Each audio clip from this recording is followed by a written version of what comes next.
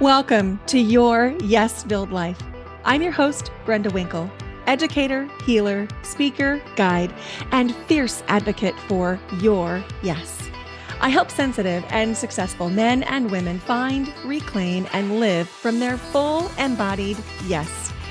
Through empowering you to understand your energetic hygiene, establish healthy boundaries, and heal your nervous system, you'll be able to create your yes-filled life and move through your days with more freedom, more ease, and more joy.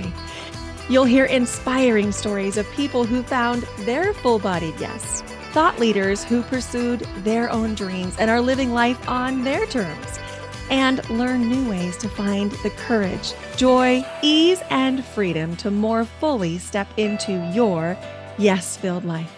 Say no to the good so you can say yes to the great. Join me on this journey to discover your yes-filled life. Whether you're looking to break free from the golden handcuffs, start a new business, find your dream job, or simply live with more intention and mindfulness, I've got you covered. Let's explore the possibilities together and make your dreams a reality. Ready? Let's do this. Let's get you to your yes-filled life. Hello, and welcome to Your Yes-Filled Life podcast. I'm your host, Brenda Winkle. I'm so glad you're here today because I have my friend, Novitsky, MD, on the podcast. Allie and I met in New York City at a media retreat, and it was one of those cases of instant friendship. Do you remember when you were a kid and you would walk out on the playground and you'd meet somebody and you'd say, "Hey, do you want to be friends?" That's kind of what happened for Allie and I. In fact, we talk about that in this episode. Now, Allie is so amazing. I can't wait for you to get to know her. A little bit about her. She is the CEO and founder of Fit Women Collective and life coaching for women physicians. Now, she doesn't only work with physicians anymore, but that's how she got her start. She is triple board certified in obesity medicine, pediatrics, and neonatology. She is a certified master coach physician, nutrition and fitness expert, and international speaker. Allie attended Temple University School of Medicine and completed her pediatric residency and neonatal fellowship at Thomas Jefferson Al DuPont Hospital for Children. She completed her coach training at the Life Coach School and the Mind Firm Method. Allie helps women physicians and everyone else achieve optimal health by optimizing their unique potential with simple strategies backed by science. You are going to love this conversation. We dive into all kinds of juicy stuff, including body image, optimal health, weight loss, Ozempic, emotional eating, and so much more. Get ready. You're going to love this episode. Hey, Allie. Hi, Brenda. Thank you so much for having me on your amazing podcast. I'm super excited. Oh my gosh, I'm so glad you're here. Thank you. Thank you. Well, Thank thank you. you. Thank you. This is going to be a juicy conversation. So, for our listeners, Allie and I met in May at a retreat in New York City and just hit it off. It was so fun. Um, I I just, know. It's so funny because I was excited to meet you. And then we met, we hung out like during the day as much as we could because there was talks and things. And then it's so funny how energies just find each other. And Mhm. then we wound up at dinner, like sitting right next to each other. Yes. Yes, it was so fun. And, in this day and age, I find myself oftentimes exchanging Instagram profiles, but that's not where you and I went. We went right to text. Oh, totally. We did. Yeah. And it was so funny because I think one of the probably really most, I don't know, the coolest thing that was happening was I was just sitting there and it was very loud. And when there's a lot of loud noises, I get a little dysregulated. So the restaurant was super loud and there was a lot of side conversations. And I just had a moment where I was like, oh my gosh. And I looked at you and you looked at me and you said, just breathe. It's okay. I didn't have to tell you anything. You could feel it. And then you were like, Mhm. just breathe. It's okay. Cause you were sensing just kind of like, where I was. So that was really cool. Oh, thank you. Thank you for saying that. Thank you for remembering that. Yeah, I remember it clearly. Yeah. It was a cool event. And you blew my mind. First of all, I just love your energy. And I just love being around you. I just had so much fun walking in Central Park and getting coffee and going for dinner. And I loved being in your energy. And you literally blew my mind when you started to talk about the work that you do, because it literally pierced my heart in the best way. Oh, that's amazing. Thank you for explaining it that way. That's like so just very humbling, if you will, but Mhm. I appreciate that. Oh, you're welcome. So for our listeners that don't know you, could you tell a little bit about yourself and the work that you do? I would love to. Wow. Well, my background is that I am a doctor, and I, for years, was a intensive care doctor for newborns. So I worked in the NICU. I'm a neonatologist, and the truth is that my passion really lies in health in general. So a lot of health and women's health in particular. And one of the things that really kind of came to the forefront is that I have my own struggles growing up with body image and eating issues, and my weight and poor self-esteem and poor confidence. And what happened was I wound up becoming pretty decent at sports, which took me to college to give me a scholarship. And the reason I got it is because I was really strong. And so it was the first time that I really started to develop confidence in my body. I was bigger than all my friends, right? And everybody Mm. let me know about it. However, when I played sports and when I was on the field, I found worth.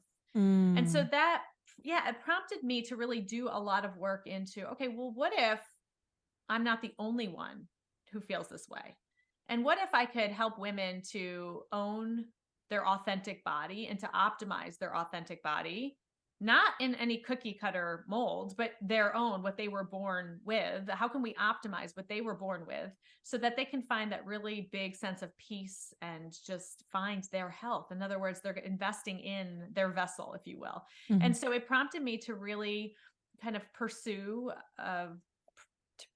working with women, particularly women physicians, for the first 6 years, working on mental, emotional, and physical health. And so I have developed programs where we essentially use, tools backed by all the cognitive behavioral sciences, and also for the emotional piece, all the dialectical behavioral sciences, combined with my expertise in nutrition and also in exercise, to be able to help women to achieve their most optimal health. And then I later went on to get my obesity medicine board certification. And I use a lot of those principles and how I help women to arrive at this result. And so I don't focus on weight, I focus on body composition and having functional bodies so we can carry our groceries when we're 90. And Mhm. I work with women. I would say my age range is probably 40 years old to around, 70s in my programs right now. I have women anywhere from, well, I'd say a little bit younger, maybe 30s through 70. I mean, I serve a really large, I guess, demographic of women. And that is because the principles work no matter what age you are. I love this. And the thing that really hit for me was I resonated with what you said about being bigger than other people, and you were talking about different body types, about how some people are muscular and some people are not as muscular, and you just were you so matter of factly, you're like, oh well, yeah, of course, Yeah. you're this type of body, and it makes sense that you would XYZ. And in that moment, I felt so much shame just kind of dissipate, because I just felt, "Oh, well, my body type is muscular." Yeah. Yeah.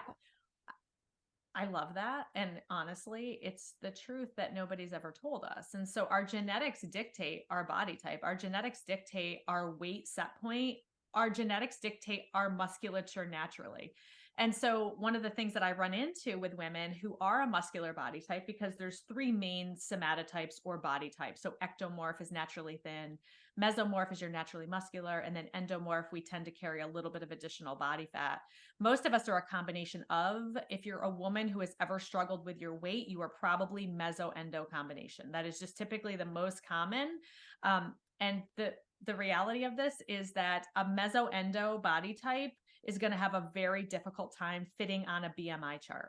They're going to Mm-hmm. be overweight to obese on a BMI chart. And they think because the BMI chart is what the physician community has used, that it's really, really going to be something that's going to determine their health.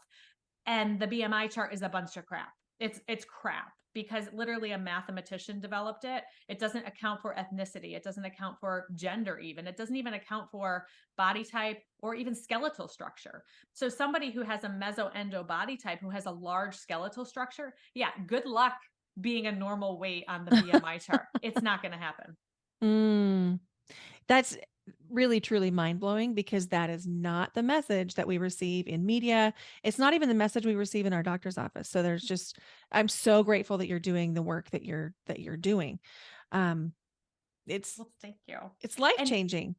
And one of the great things is that, particularly the women, now we have programs for all women, but the programs that I've run for years that were specific to women physicians, because again, for me, it was like, how do I stay in medicine? How do I give back to medicine? Well, I want to help the women physicians that maybe are really burned out, right? Our profession actually has one of the biggest suicide rates, particularly even women physicians. And so it was Mm-hmm. really a way for me to serve them.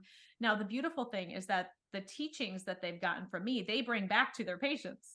So we are developing a culture amongst, physicians where they are understanding it differently. And so it's been a Yes. real pleasure for me because I tend to work now with a lot of obesity medicine physicians, and I help them understand the principles that I know and that I teach and that I have used for years, and they're bringing them in their practice. So that's been really inspiring for me as well. And now it feels so good to be able to extend to really all women to utilize the training programs. Yeah, I'm part of that. I love it. I love it. Yeah, I joined the Fit Women Collective and I was just talking about it in one of my mastermind groups yesterday, as a matter of fact, saying, this is the real deal. You should check this out. Oh, I love it. Thank you so much. We're really excited about just kind of the progression of it. And you're like exactly like what you said, it spoke to you on, oh my goodness, nobody ever told me that my body was okay. Nobody ever told me that this is the way that we look at bodies. Bodies are bodies. And it's like, how do we optimize your body? Because your body can be optimized in a way that's really authentic and loving and compassionate and all of those things. That's so important. And from the way I work with clients, I'm always saying things like, if you are hating something, a part of yourself, you can't transform it. We can't transform the things that we hate. And it's really easy. It's a slippery slope to go into the body hate, body shaming thing when we look at, the number on a scale or the number on a chart and it's not what we think it should be. And when we can start to understand the reason why something might be functioning the way that it is, it takes away that emotionality for me. Oh, 100%. Absolutely. And I think that that is one of the things that actually comes up a lot is that when women come in and they start making these different associations with like, okay, well, this is my body. And oh, wow, there actually is nothing wrong. Wow, there's no problem actually. There's actually no problem. Okay, then it opens up a whole can of worms because now they have to figure out what is actually the problem. It's not your body, so stop blaming your body, but like let's dig into the stuff that actually matters. Like what is the problem? So a lot of times, and I'll be honest, really kind of in a marketing sense, right? People come to me because they want to be physically healthy. But that's Right. not what they leave with. I mean, they leave optimizing their physical health, but it essentially is going to be just that very top layer that once we kind of help them with the awareness and the acceptance, it opens up and then we get into the really good stuff. Yeah. One step deeper. Like Yes. we're not doing surface level stuff here. Oh, I'm all for that. Well, it's funny because I always say to my clients, I'm like, okay, so if I marketed the program like this, okay, so you're going to come in and I'm going to tell you that you're going to be really physically healthy, which you are. But really, what I'm doing is I'm actually just bringing you in so that we can open up a whole bunch of discomfort. You're going to have really big feelings. They're going to feel really, really hard. And then we're going to give you tools to really help you with those. And it's not going to make sense at first, but then month after month, it's going to keep getting easier, but it's not going to feel really good yet. Yeah, right. Who would sign up for that? Right. That's similar to my programs. Like, let's get really uncomfortable for a little bit and let's really dig in the dirt of your childhood stuff. And then you'll feel better after we go through kind of an initiation. Yeah, like we would literally do podcasts all day because we'd have nobody to serve. Nobody would sign up for that. It's true. It's true. Yeah, People be yeah. like, no, thank you. I'll just sign up for Beachbody. Yeah, that's it. That's it. And I love Beachbody. Like no shade, no, but just yes.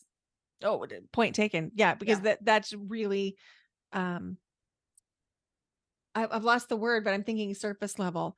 It's just dealing with with what you see, right? Yeah, like great training programs, great nutrition advice. And they did Hmm. start to get a little bit into more mindset stuff, I think, but like the can of worms is where I'm going here. I like the can of worms too. And your podcast is delightful and often opens up cans of worms too. Can you tell us a little bit about your podcast? I love it.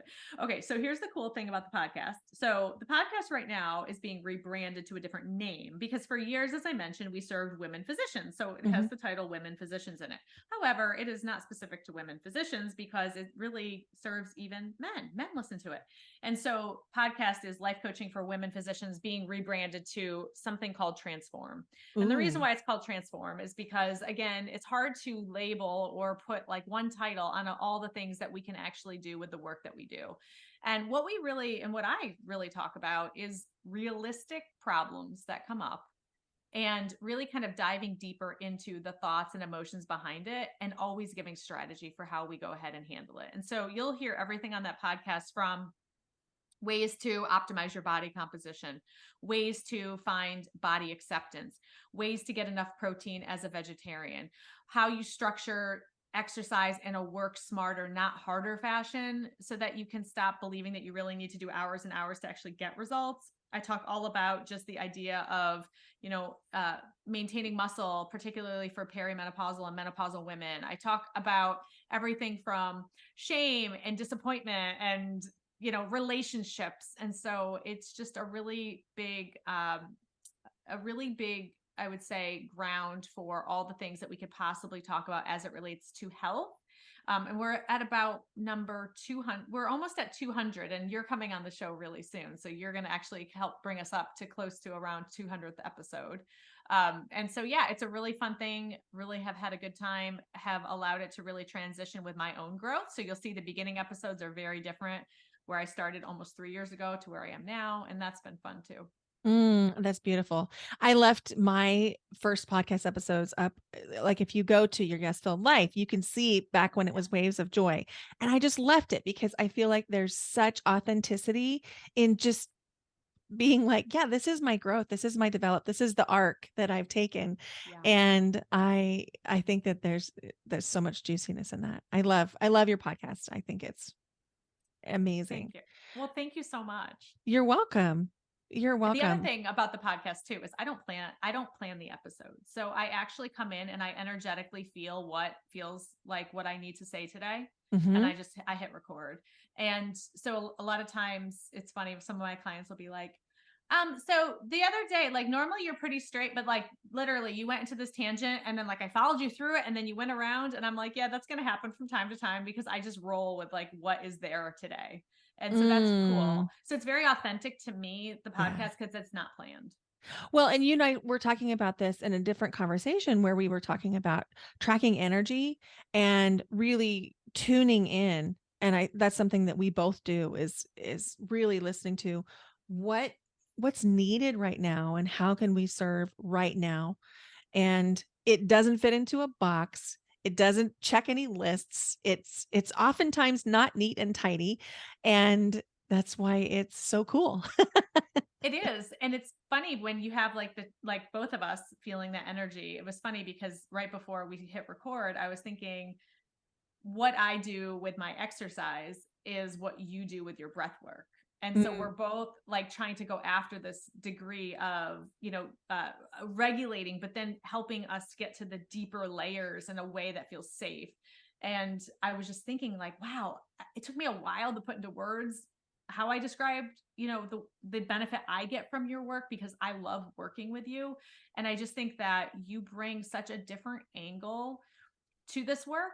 And I think that's really important to acknowledge because I think in a sea of many people who are doing work with coaching, and let's just say, I'm going to keep it at coaching because, like, yes, there's therapies and other things, but let's just say coaching, there's tons of coaches out there. Mhm. And I think that trying to navigate in this pool of tons of coaches to figure out what really will resonate with you. And what I say for you is that you bring that perfect combination for me of helping me to tap into my energy and my higher self so that I know what is true, so that I do feel safe to go into the deeper topics that really need to be addressed. And so I just think that you create a really safe environment to do that. And so I just want to say thank you for the work you put into the world, because I've seen a lot of different styles and ways, and you really resonate with what I'm trying to go after for myself. Thank you. That means a lot. Like I feel tears springing behind my eyes. Thank you. It's true. That really is my mission, is to reconnect you to your soul's mission. So when you said that, it brings up a lot of emotion, happy emotion. So thank Yeah. you. Thank you. Yeah. Are you curious about healing with breathwork or somatic healing? Try Breathwork free in a new 4-part video series called Breathwork to Strengthen and Trust Your Intuition. We'll dive into how to impact your own transformation by increasing your felt sense of safety in the body. We'll talk about how to tap into intuition, what the difference is between instinct and intuition, and you'll even get to have a breathwork experience. This 4-part series is designed for busy people like you on the go. Each video is under 15 minutes. So go to brendawinkle.com/breathe to try breathwork for free. And you could get a free PDF download with some different breath patterns and ways to calm your nervous system. Yeah, we were talking about soul's mission, and it's in a recent episode of the podcast, I was talking about how I had always known my soul's mission, but how I kind of got away from it because I was, talking to people who said that the words I was using weren't resonating and things like that. And I think that one of the things that you do so well is you just stick to what's authentic and true for you. Mhm. And I love that you show up authentically in any situation. And I think it's so inspiring. And your Instagram, I love the get snobby with the extra reels that you create. I Where I'm love drinking seeing bourbon. what do you yeah, what are you doing today? Is it like the Barbie butter? Is it is it you had this dip with the bread recently, and then a Manhattan or an old fashioned, I guess. Um, so when you say get snobby with the extras, tell us tell us what you mean. Okay, I love it. So the way that I approach nutrition is I have my very simple scientific things that I throw in there to actually get people results. Things like getting enough protein, limiting added sugar, and kind of monitoring the amount of alcohol you're drinking. Those are like my 3 big ones.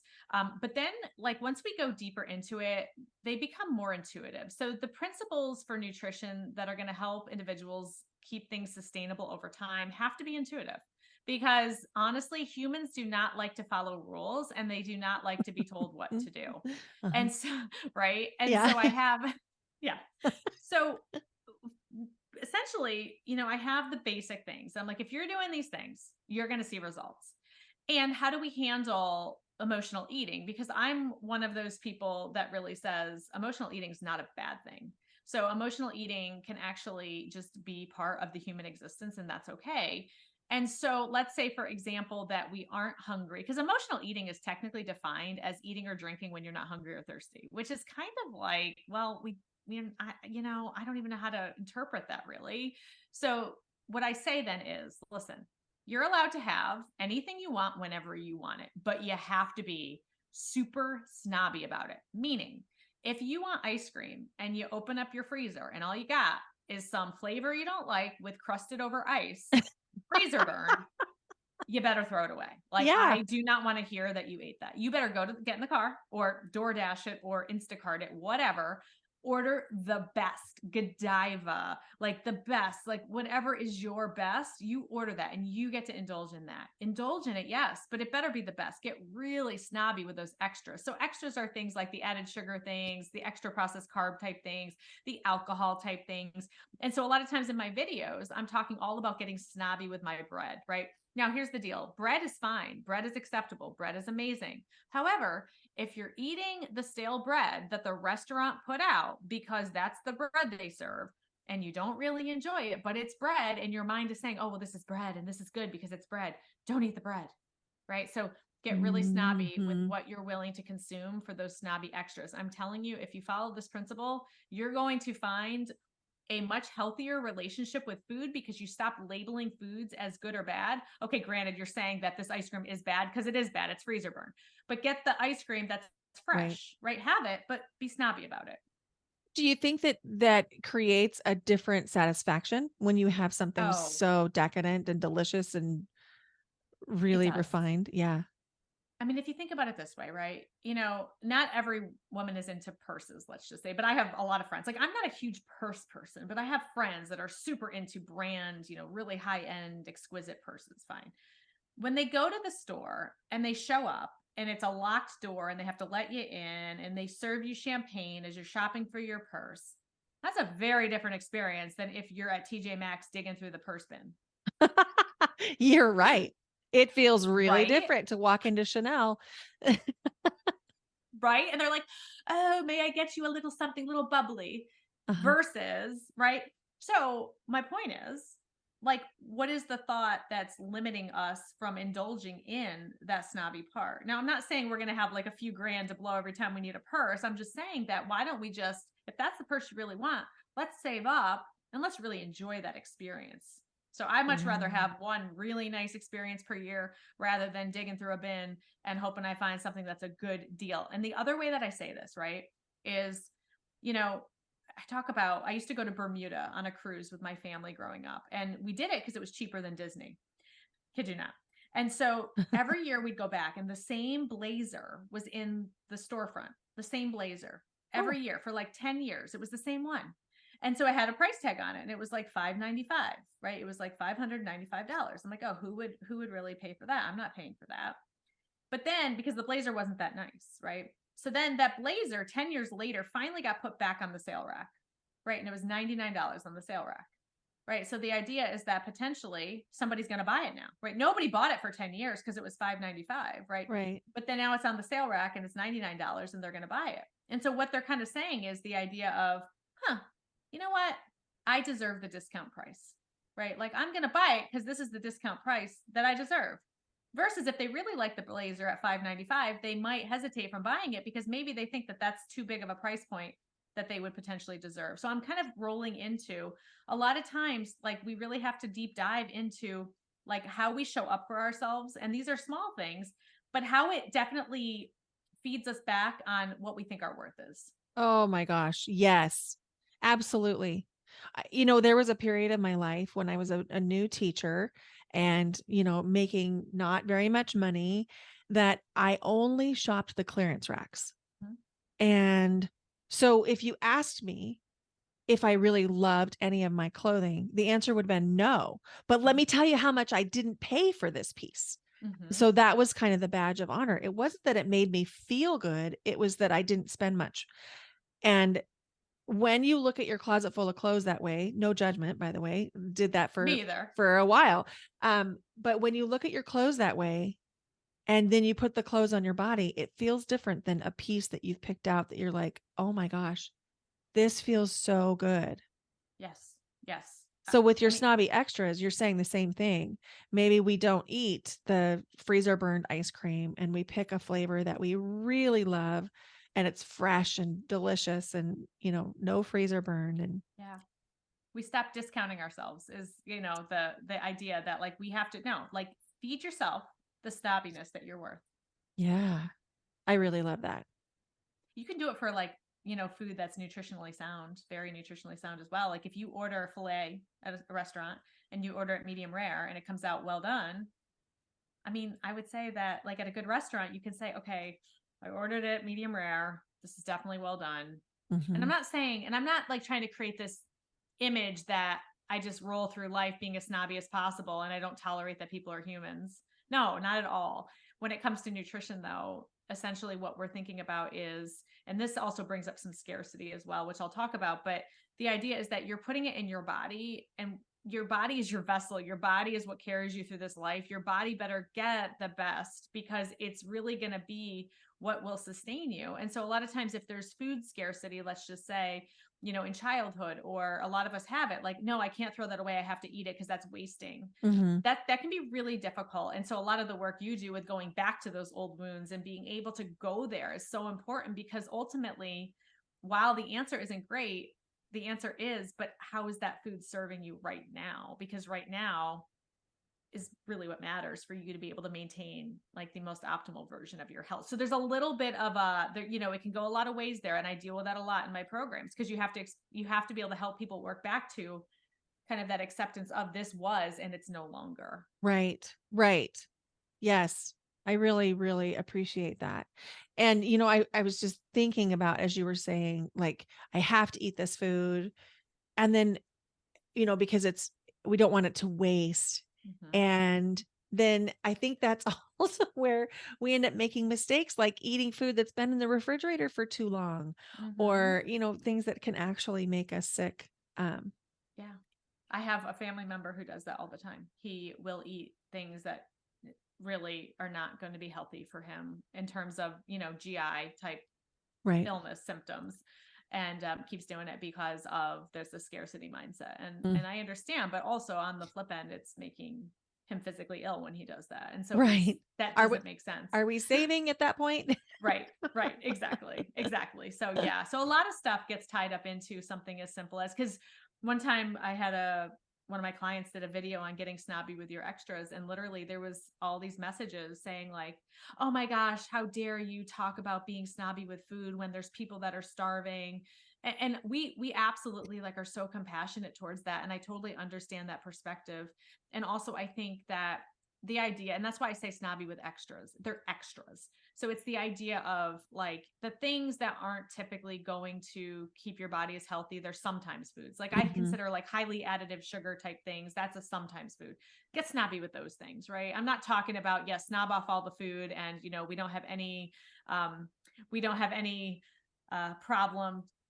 How do I say this without it sounding too, we aren't saying that, everything has to be fit for a queen at all times, but particularly when it comes to the extras, we do want it to be fit for a queen. Absolutely. And, I would even say you can make things fit for a queen no matter what price point you're buying your food at. When you think about slowing down and you think about perhaps setting a table and sitting down to enjoy the meal, lighting a candle if you have one. There's a lot of ways that we can nurture ourselves to really tell ourselves we're worth it. I know that when I get into a hurry and I get into like, oh, I've got to get these things done, and I start, getting really fast, eating on the couch, with the plate in my lap, I don't feel as good. And I certainly am not feeling as confident because I haven't poured love into myself. Yeah. And I think that that's really what you're saying. You're saying pour love into yourself. Pour love into yourself. Absolutely. Yes. I love that. That's a great analogy. Yeah, I love it. I love it. I love it. So when we're in a media mastermind together, and so I've heard you talk about lots of different ideas and things that are current in physical wellness. And one of the things that I hear so much about right now is Ozempic.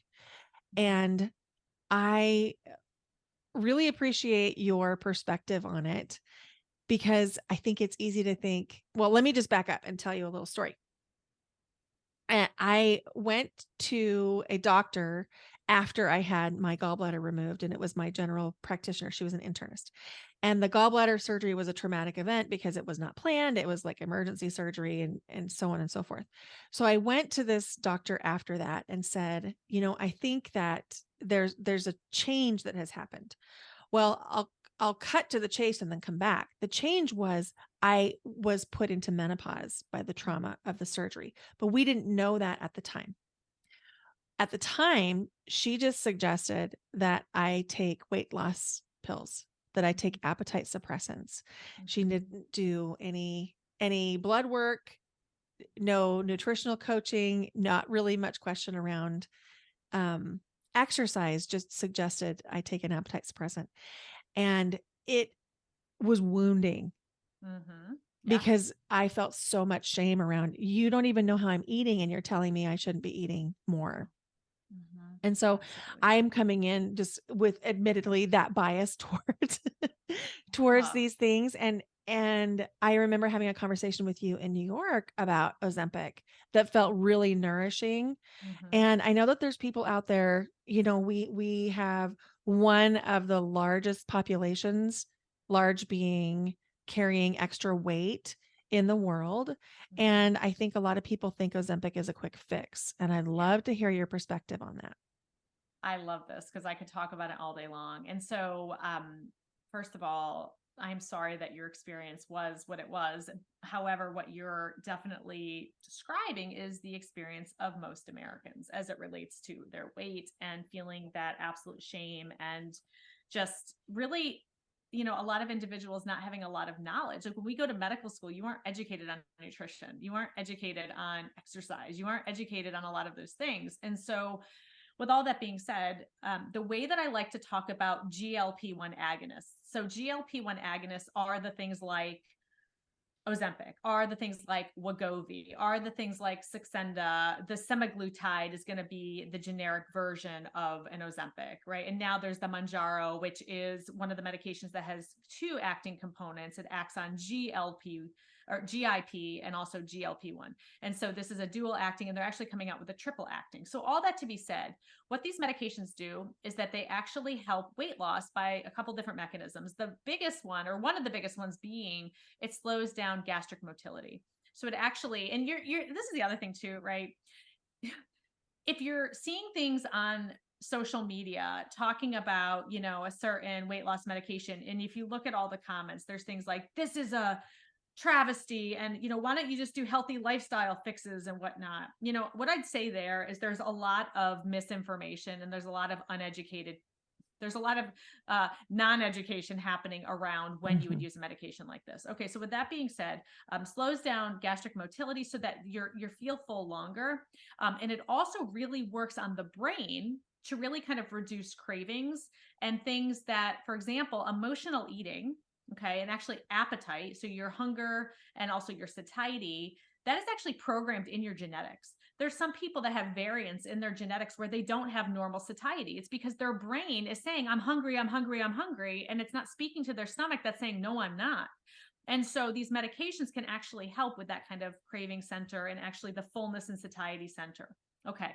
With all that being said, even though a lot of people say, well, Ozempic, that's a diabetic medication. Okay. Yeah. In the beginning it was.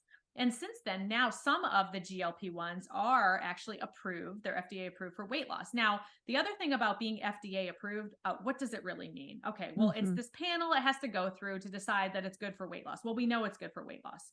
So what I want to say is that, yes, it was a diabetic medication.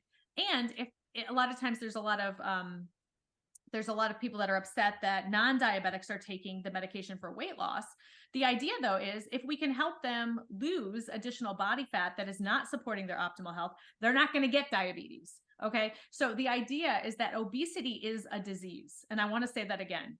Obesity is a disease. And what that means is it's the most complicated disease that as physicians we will ever manage, because it is not a one reason why it's happened. Okay, so if somebody is walking around and they have extra weight, other people blame them for eating too much, not exercising, doing all the things. It's not true. There is Mhm. something in that genetic component as well that's going to promote them being of a heavier weight potentially. So sometimes it is lifestyle and sometimes it will require medication. How I talk about medications for weight loss, particularly GLP-1s, the only thing they do is level the playing field. That is the only thing they do. They essentially promote somebody who doesn't have the genetics to support a really healthy metabolism, a really healthy metabolic system, meaning insulin, ghrelin, leptin, all these hormones that actually control whether or not we're going to eat in a way that supports a healthy weight for us. And so what happens is we need to give a medication, which, by the way, GLP-1s actually normalize leptin levels. So leptin resistance, this is what we think causes obesity, or one of the causes. But like I told you, it's very multifactorial. Mhm. So leptin is produced by our fat cells. Now in obesity, what happens is we have plenty of adipose tissue or fat cells, which means we have plenty of leptin, but our body doesn't recognize that we have enough leptin. Our body thinks that we're leptin depleted, so it will not release body fat.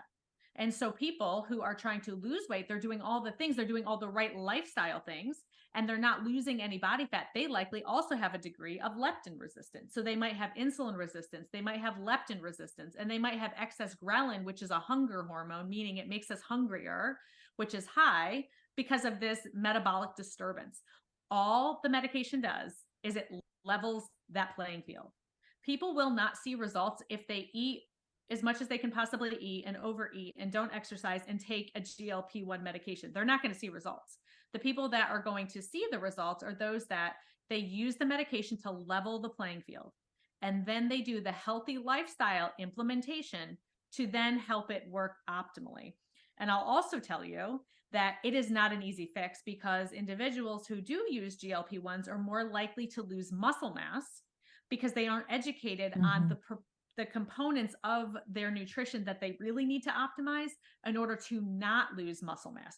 So when you sign up for a GLP-1, it's not the easy way out. I'll tell you that right now. However, it can be life-changing for individuals that have metabolic disturbances. And so that's the way that I talk about it. That's the way that I, again, I don't have a medical practice where I'm prescribing the medication. How it works for me is they come to me for coaching and I refer them to somebody who is prescribing. It's just the way my system is set up, because again, I serve a wide range of people and they really need close follow-up with a physician. So that's how we work it in my programming. Oh my gosh. So my mind is buzzing. There's so much information here. One of the things I really want to highlight that you said is obesity is a disease. And we treat it like it's a weakness, like it is a failure of some kind of personal trait, but it is actually a physical disease. It is. And so I love that you said that. And I just want to really highlight that. So if somebody is thinking, okay, I want to just go down this path a little bit, what would be the first thing that they could do? Would they go to a doctor? Would they go to you? What would they do? I love it. I love it. So I think the important thing is just to say, nothing's gone wrong here and there's help for me. Like, there's nothing gone wrong here. This is literally the cards I've been dealt with. And guess what? There's something out there to help me level the playing field. And I will tell you that I have many people that come in that maybe we don't use medication because we don't need to, because for whatever reason, their metabolic health is healthy enough. We don't need the medication. So the first step would be the acceptance of. You have to be ready. Like, so if you're like, I don't know if I'd really want to like have anybody tell me kind of what to do. You're not there yet. But if you're like, no, listen, I get it. And I'm finally saying it's okay. There's other people. In fact, there's like, 50% of our population deals with obesity. So I'm telling you, nobody's alone here. Okay. A lot of us physicians went into training in obesity medicine so that we can help. And so the idea is there's help. So acceptance first. The next piece would be, you can start with your general doctor. You can start with your general practitioner, family medicine, internal medicine. Many of those doctors sometimes have dual certifications. Some of them, you don't have to be obesity medicine to prescribe a medication. Some of them are getting very comfortable with prescribing the medication. So I'm first saying that going to your doctor, just your general doctor, can be a great first step. In fact, most of my clients, that's where they go. Now, there's also obesity medicine experts. These are doctors that this is what they do all day long. And so there will be one in your area. You can feel free to go ahead and see them first. You don't have to go through necessarily the primary doctor. And so one of the obesity medicine doctors that I refer heavily to, she has clients that fly in from all over the world, actually just to see her. And then they work in my programs with me, but they see her for the medication. So going the traditional route where you're going to try to get it in, to try to get it covered by your insurance would be going through your doctor or finding an obesity medicine specialist. Now, with that being said, there can be a lot of issues with that. Because to be honest with you, the insurance companies are definitely not making it easy for individuals to get medication for weight loss. So a lot of individuals have gone the route of going to a provider who sells the generic version of GLP-1s. That's where you'll see the semaglutide. It'll say essentially what it is it's Ozempic, but they add carnitine to it so that it's not exactly Ozempic. And essentially, any doctor can actually buy it and they can actually sell the medication generically speaking. Now, at first, a lot of people turned their nose up to this and they said, well, this doesn't make sense. Why would you do that? Why would you go to somebody and get a generic form when you, well, again, the accessibility of it. A lot of people Mhm. who really could use this medication, if their insurance doesn't cover it for them, they could be paying out of pocket costs of $1,000 a month. Okay. A lot of people, like, that's a lot of money to pay Mhm. for a medication to help level the playing field. Okay. So what I'd say is, there are options where potentially, you could go this way and get this. And there's a lot of believe me, there's like going to be one in your area. And again, I'm not like saying what I think is best, but what I will say is starting with your primary doctor is probably going to be the best place to start. Then there's also online services. So there's things like Calibrate, for example. That's one of the big ones. So actually, you can go through them. And what they will do is they'll evaluate you. It's like going to your primary care doctor, and then they will run it through your insurance. And if you qualify, then you will get the medication. So, with all that being said, there's a lot of shortages, there's a lot of back orders, and people who are in the overweight category and maybe don't meet criteria, your insurance probably is not going to approve it.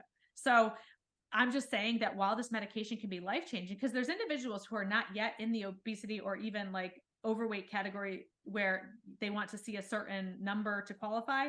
And so you have to kind of find a doctor that might think outside the box for you. Maybe you're somebody who has insulin resistance. Maybe you're somebody who has PCOS, but you're not in the obesity category. You might benefit from this. So, again, it's finding a doctor that you feel really comfortable with. But I would say the best place to start would be if you have a primary doctor that you feel comfortable with. I would say awareness and going in and talking about it. I love that. It's so good. Long So winded. you've mentioned your programs, and I want to make sure people know how they can connect with you. How can people find you?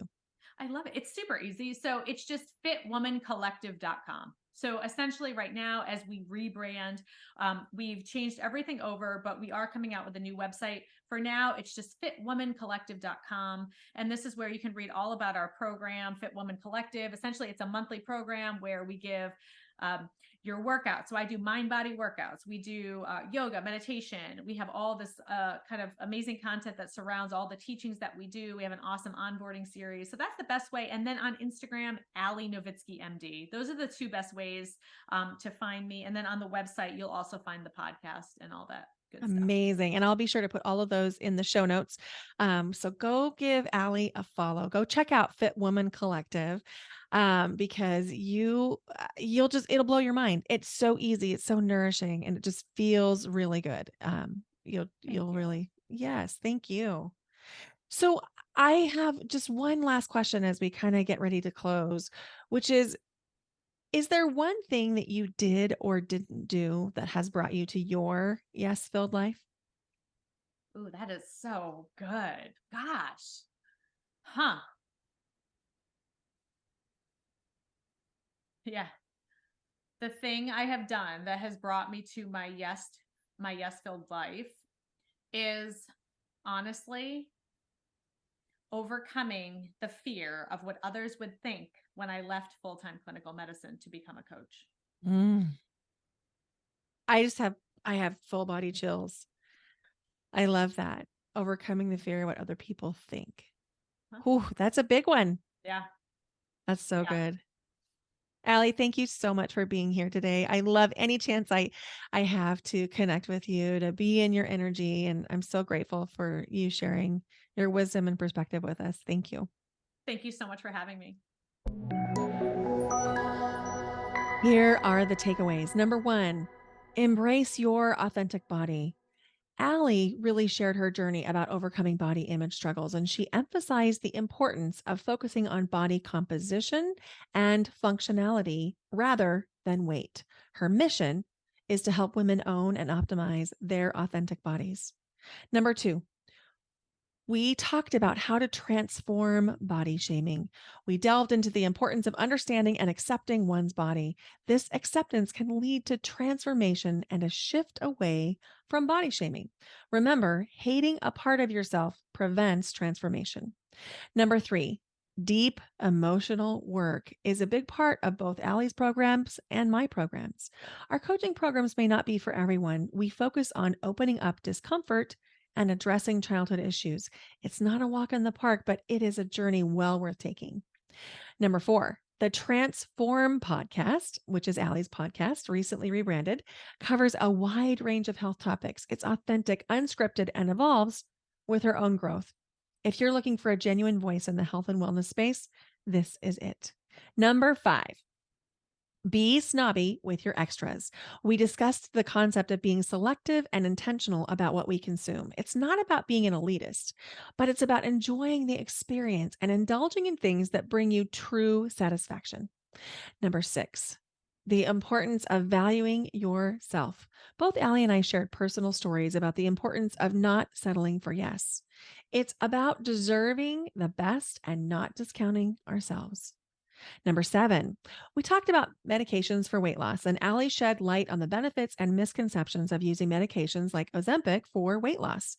She emphasized that obesity is a disease. It is not a personal failure. It is not weakness, and that help really is available.